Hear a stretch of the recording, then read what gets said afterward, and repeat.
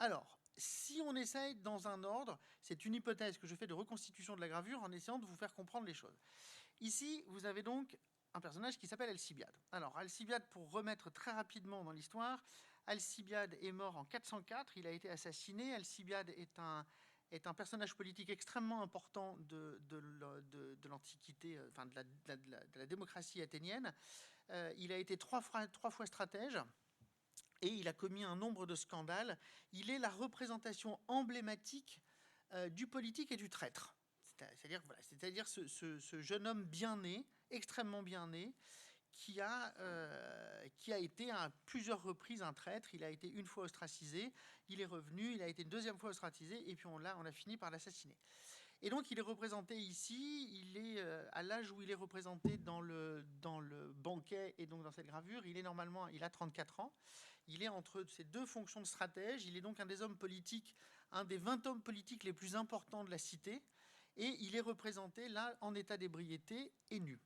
Et donc, il représente quelque chose qui est fondamental, c'est que vous repérez dans la gravure, donc ça c'est du point de vue de la diégèse dans la gravure de Pietro Testa, il est représenté avec ce qu'on appelle un contrapposto, c'est-à-dire cette position qui fait que vous déséquilibrez votre corps en vous appuyant exclusivement sur une jambe et pas la deuxième, et donc ce qui vous permet de produire cette sorte de sinuosité du corps. Toute l'histoire de la peinture et toute l'histoire de la sculpture est liée au contrapposto. Et donc à partir de ça, il va incarner dans le plan de la gravure, il va incarner la question du sculptural et la côté du pictural, c'est-à-dire du dessin. Il est fondamentalement l'incarnation de ça, en tant que Alcibiade était représenté, était considéré comme étant un des plus beaux Athéniens de sa génération.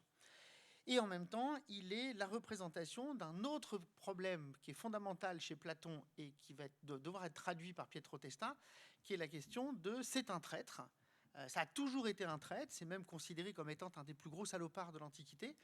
Et en tant que tel, il est représenté dans cette position qui lui donne un acte très profondément théâtral, puisqu'il surgit dans le banquet et il va venir déstabiliser. Et le théâtre, évidemment, est considéré comme, par Platon comme un art du faux. Et donc à partir de ça, on a cette première structure où ce personnage représente à la fois le sculptural, à la fois la question du beau et la question du faux. À côté, vous avez Socrate. Socrate qui est représenté, alors c'est absolument pas compliqué de le voir, dans la physionomie de Socrate et dans sa tête, il est représenté sur ce qu'on appelle la figure du Silène. Donc le Silène fait partie du cortège de Dionysos, c'est une espèce de personnage qui représente les pulsions et qui représente en partie la question de ce qui frise vers la question du lait, en tout cas du non-esthétique et du non-équilibré. Pourquoi? Parce que Socrate représente la question du par-delà la question du beau, et que ce qui est représenté ici, c'est la question fondatrice du basanos, c'est-à-dire de cette mise à l'épreuve de l'être pour faire de la philosophie. Donc il n'a pas besoin à cet endroit d'être beau, il fait face à Alcibiade qui lui est beau mais qui est considéré comme déséquilibré, comme traître, lui est beaucoup plus stable et depuis sa position il incarne cette espèce de dialectique centrale et toute l'histoire de la philosophie entre la question du bon et la question du beau et la question du bon. Qu'est-ce qui dans les deux est le mieux? Le beau ouvre au faux et ouvre à l'instabilité, tandis que le bon n'a pas besoin de s'appuyer sur le beau, est beaucoup plus stable et produit la philosophie. Bon, ça c'est vraiment pas très compliqué, c'est pas le truc le plus compliqué. Ce qui est le plus compliqué, c'est la suite, et en particulier, c'est ce personnage qui est ici. Alors ce personnage, c'est très compliqué, parce que dans l'hypothèse, il est beaucoup trop vieux pour être au banquet, il n'a pas de raison d'être là, et donc, la seule hypothèse, vu la position qu'il a dans le banquet, c'est de le considérer comme étant Agathon. Agathon, la veille du banquet, gagne un concours de tragédie, c'est donc un poète, c'est donc un des personnages les plus en vue du monde grec à l'époque, et Pietro Testa, au XVIIe siècle, va prendre une décision qui était très étrange, mais qui est assez logique, dans le plan de sa structure, qui est assez compliqué quand même. Il va donner les traits caricaturaux d'Homère à ce personnage.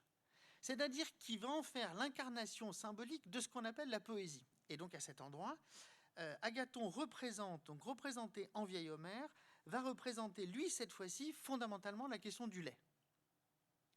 Le scatos, c'est-à-dire ce qui est lait et ce qui conduit en fait à une autre problématique de la lecture de la philosophie. Et donc vous avez une triade qui est assez simple à cet endroit. Cette triade, vous avez entre le beau, le bon et le lait. C'est-à-dire ce qui n'appartient pas à la question pourquoi le lait? Parce que c'est le poétique et que le poétique ne conduit jamais à produire du vrai. Et donc, ça produit une disruption, et en ce sens, ça produit du lait. Et donc après, on aurait deux autres personnages. Ici, vous auriez probablement Phèdre et Pausanias, qui sont mis sur le côté et qui ne sont pas évoqués dans le système. Ici, vous auriez, faisant dos, c'est-à-dire n'ayant aucun égard à Socrate, vous auriez la représentation d'Aristophane, le théâtre et la comédie. Donc c'est deux choses qui se font face.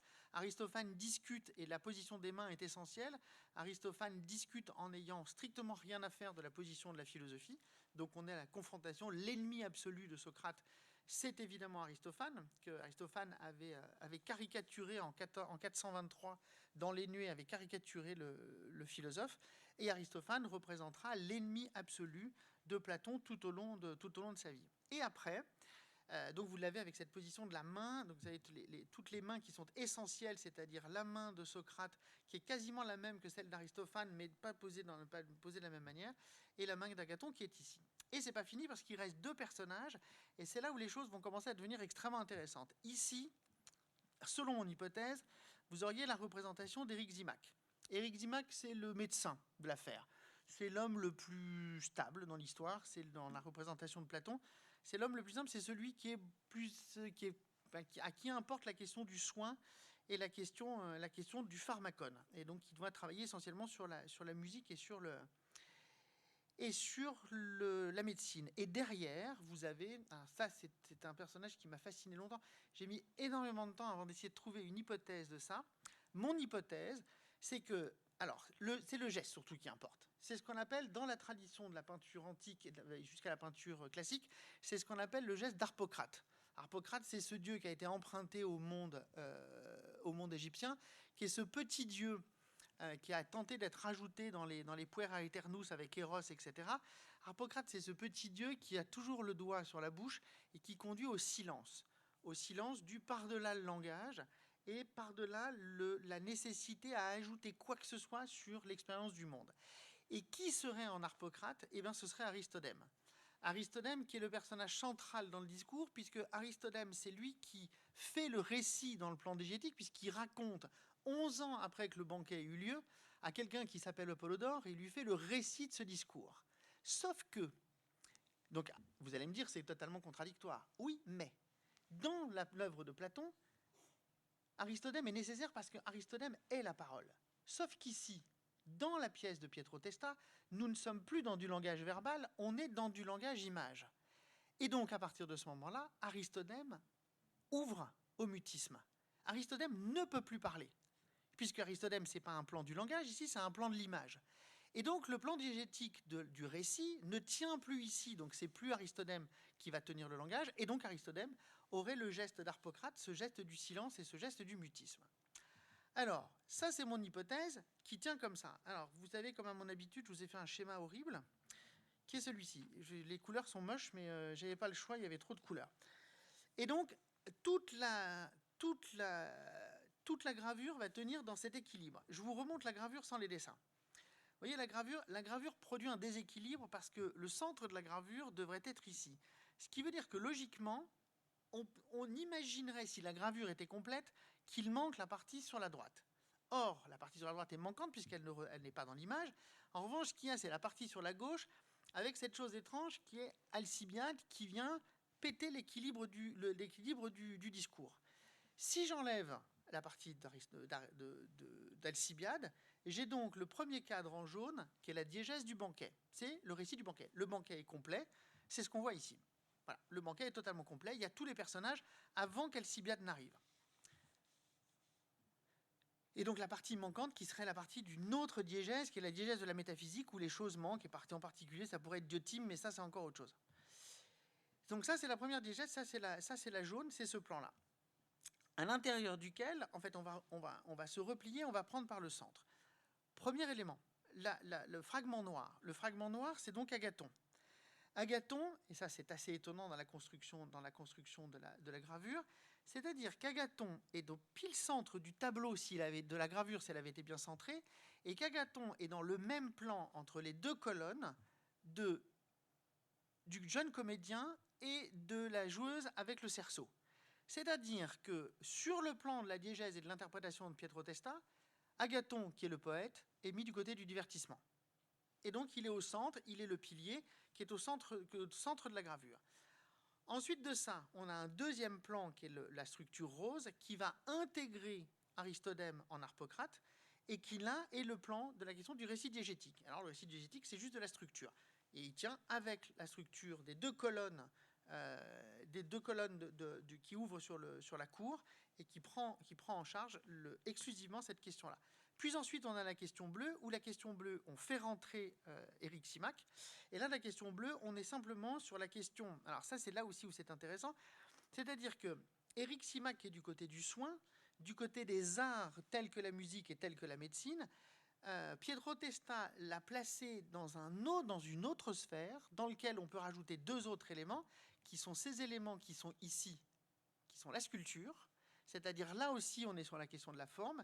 Et de l'autre côté, l'autre question qui est la question de la sculpture, qui est la question du mouvement. C'est-à-dire que le travail de l'artiste, c'est le travail qui consiste à aller choper la question de la forme. Or, la forme est dans l'ombre, et que la forme est dans l'ombre est projetée, et qu'on renvoie dans l'histoire de l'art, évidemment, à la question de Callirhoefi de Boutadès, où la question de l'art commence, le dessin commence avec la projection de l'ombre sur la surface. Et donc, on a à cet endroit-là, alors qu'Aristodème est passé du côté du silence, c'est-à-dire que le langage verbal prend acte du silence puisqu'on est dans une image, on n'est plus dans une diégèse philosophique, et qu'à partir de ça, Éric Simac, qui prend en compte la question de la musique et la question d'autres types d'art, va prendre en charge ce qu'est la signature de l'artiste, et donc la figure matérielle de l'art, de la sculpture et du dessin.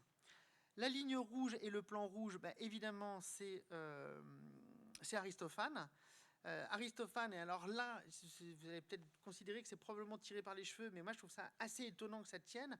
C'est-à-dire que Aristophane tient dans un système de la représentation où vous avez d'un côté Aristophane qui est le tenant de la comédie, le tenant donc de la fausseté, puisque la comédie dit du faux. Et qu'est-ce que vous avez dans l'autre plan qui lui appartient?